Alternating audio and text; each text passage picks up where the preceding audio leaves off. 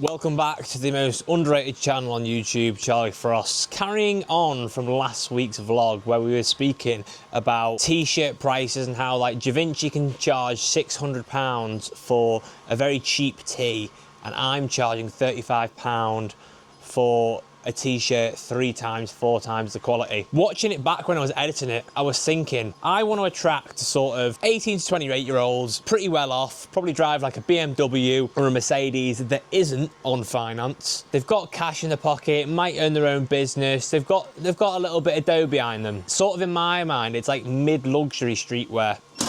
It's not represent where it's £110 a t-shirt, and it's not like the bottom of streetwear on the high street where it's like a Zara oversized t-shirt for 15 quid. And I was thinking though, I am a lot closer to the Zara t-shirt price than I am to the luxury price. And I think that could have something to do with why I'm attracting the wrong customer.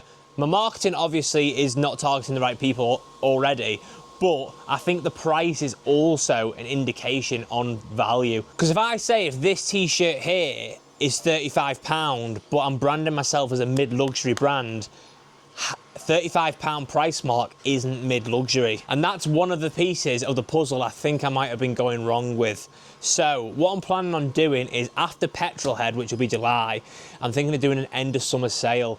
And that end of summer sale is where I'm going to position myself into a mid-luxury brand, because I've noticed a couple brands do this before. On Black Friday, what they'll do is they'll mark down the price, obviously, because it's on sale. So say I have a t-shirt for £35 and put it down to £30. It doesn't look as big of a deal than if it was £50 down to £30. So what I'm going to do is increase all the prices of the t-shirts to £50, on sale to £30, but after the sale ends, all the prices will be adjusted to the new mid-luxury level. The only problem I might have with this is alienating my existing customer base. However, my existing customer base isn't anything to sort of hold on to because my brand's still tiny. No one knows who I am. So I feel like I can make this change and just test it out. Or another thing Claude actually recommended was A/B testing t-shirts. So when I drop Petrolhead, the t-shirts on Petrolhead will be £50 and the old t-shirts will be £35.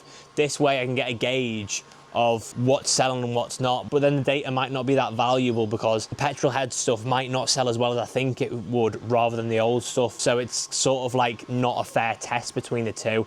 I'm in two minds about it at the moment. Most likely I am going to put my prices up. Not most likely, I am going to put my prices up. It's just to what I'm going to put it up to. If someone can guess the number of t-shirts in this pile, I will send you a free t-shirt.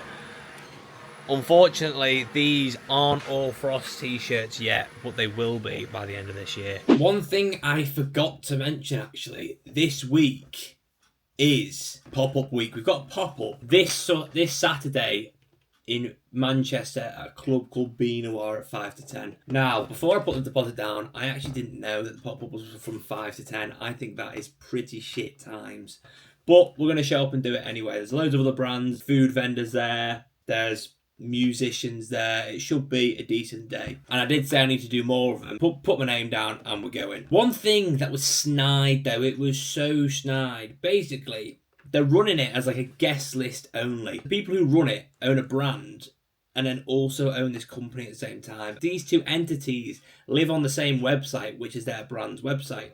You might think, what's this got to do with it? Let me tell you. It's guest list only, so you have to have an RSVP ticket to get in. And to get the RSVP ticket, you need to go on their website to a product that is £0 and basically pay for it, but it doesn't cost any money because you just get it for free. You might think, what's the problem with that? So you expect me to send all my customers to your website, click on the link and pay for it, so that means you get their emails and you can send them promotional emails? Have you lost the fucking plot? So I'm doing absolutely no promotion for it. I've just said they don't know this. I'm just turning up. Because I think that is probably the cheekiest thing I've ever heard in my life. That they're trying to come and just poach off everyone else's customers to get traffic on their website. It hasn't rubbed me the right way, that. Speaking of traffic to the website though, obviously the World Cup's kicked off. I have no content whatsoever. We've dropped the teas on Sunday, sold a few. Not exactly the best sort of build up to it, considering I did say on this vlog, wait until we get to the World Cup because the content will be insane. No one's been available to shoot content, so I've had to just do it on my iPhone. But what I have done with Claude, if you don't use Claude yet and you've been watching me for like a couple of months, please just go and get the Pro plan. It's £18 a month and it will literally transform your business. Basically, there's this game at the moment on the internet called 3800, and basically it's a fantasy Premier League draft, and you've got to like pick players from different teams in order to simulate the perfect invincible season of winning 38 games and not losing any. I took this idea and made it a fantasy five-a-side for the World Cup. So every single player in the World Cup is on the game, and you basically have one goalkeeper, one defender, two midfielders, one attacker, and it'll come up with a country. It'll give you a list of like 7 players, and you have to pick one of them to go in your team. And the idea is, if you win the World Cup through the simulation, you get a 10% off discount code at the end. Is that genius or is that genius? It went live the other day, and I've not really done much promotion for it because I feel like in the UK, the real hype's going to be tomorrow, which is the England game. That's when it's proper going to get going and in with the World Cup fever. But the game's already on the website, and I'm getting like 30 organic clicks from Google of people who've never seen me before just playing the game, which is what I want. The more time people are on the website, the more time people are going to trust me, the more likely they are going to buy, is the theory. If you do want to have a little go on the game, it will be live now, so just go on frostclo.com and click the World Cup game in the header. It is quite hard to beat it, I'm not going to lie, so it might take you a couple of goes, but if you do win it, you get 10% off, so come on, mate. 3 lions on the shirt, mate. If you can't tell already, this is authentic England apparel. Sales for the England stuff I dropped are picking up. The fantasy game is also picking up. We're getting like 50 new clicks on the game every day via Google, which is not bad considering I'm nowhere near the top of ranking for when you type England. But something that was very nice yesterday. Yesterday, I was in Preston helping Harrison print them t-shirts that I showed you before. As I was just getting into bed about 11:45, get a nice little cha-ching. And the cha-ching was 4 t-shirts I sold at once. But the best thing about it was that this fella had bought like a week ago. He'd got the t-shirt, obviously fucking loved it because it's the best t-shirt on the planet, and then he's come back and bought 4 more. Unbelievable, yeah. So that put a little bit of a smile on my face. Bustin' out the bando, a nigga jury real metal like a piano. I went from rag to riches to a feature with tip. I went from smart car to a bitch with some smart lips. And that Tiffany make my hip limp. I'm going fishing with these little bitty strip dips. And my bankroll kinda big dip. Woo. Who would have known that posting more on TikTok drives more sales? Anyone with half a brain, that's who.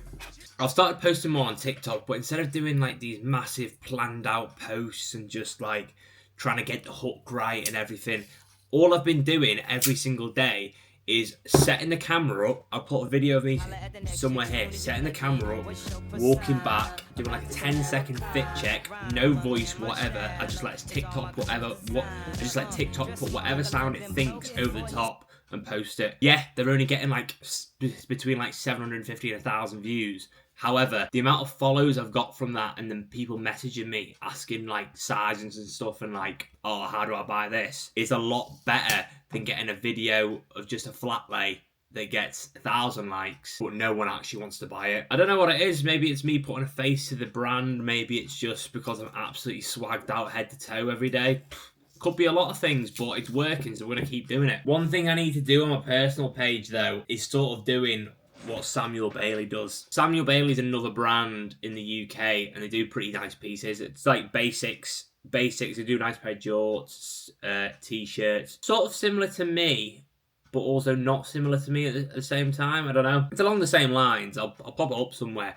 But the owner, Bailey Bowden, posts on TikTok. We've been following each other for like a few months now, and I've noticed he started posting these like summer fit sort of breakdowns, and they're doing really well. They're getting like 15k views, and if I could do that but just put Frost in it, I think it'd bang. I just need a lot better photos, and I need to take the style of photo that he's taken. It does also help that the photos he's taken, he was on holiday, so it's very aesthetic rather than in these 4 walls and you got a bit of garden furniture in the back, like, but you've got to use with what you've got. I'm sure I can find some nice plain concrete around me, because I know there is some decent ones behind the back of the Lidl actually. One thing that won't be included in this vlog that will be next vlog is the pop-up. It's pop-up Saturday. It's Thursday now. I've got to print all my t-shirts for it tomorrow, and then we're off to Manchester on Saturday. So I am going to end this week's vlog here. If you do want to see the pop-up vlog, make sure you subscribe and get back here at Sunday, 6 p.m. If you have watched me before though, you'll know we always end on a motivational quote, and this week's quote